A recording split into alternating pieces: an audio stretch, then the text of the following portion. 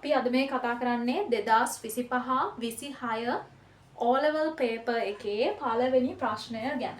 හරි.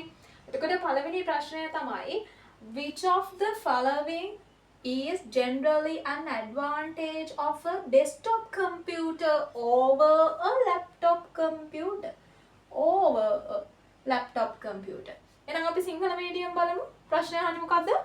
උකුළු පරිගණකයට වඩා මේස පරිගණකයෙන් උකුළු පරිගණකයට වඩා මේස පරිගණකයකින් සාමාන්‍යයෙන් ලැබෙන වාසියක් වන්නේ පහත කුමක්ද?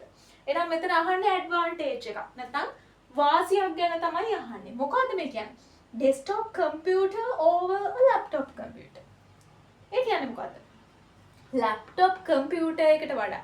ඒ කියන්නේ laptop එකට වඩා desktop එකේ තියෙන වාසියක් වෙන්නේ මොකද්ද කියලා අහන්නේ. සමහර ළමයින්ට ඉංග්‍රීසි මීඩියම් වලට පැටලෙන්න පුළුවන් එක තැනක් තමයි desktop computer over a laptop කියලා කියන්නේ. සමහර විතර මේ laptop එක ගැන කතා කරන්නේ කියලා. නෑ පුතේ laptop එක ගැන නෙමෙයි මෙතනදී කතා කරන්නේ desktop computer එක ගැන.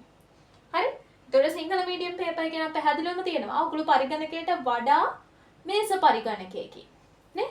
එතකොට desktop computer එකක් ගැන තමයි මෙතනින් අහන්නේ. මෙතන මොකද්ද ලැබෙන වාසිය? පළවෙනි එක built-in battery. built-in battery එකක් තියනවද? desktop computer එකේ නෑ.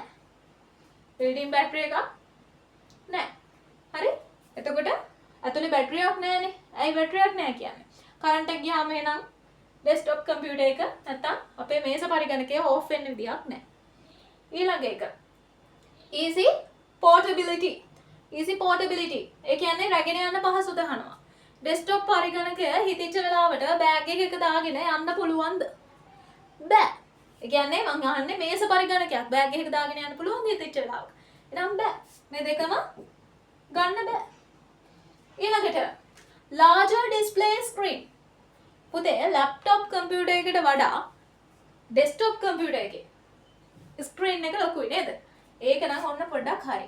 ඒකත් අපි පැත්තකින් තියාගමු. ඊළඟ එකේ අහනවා light weight design.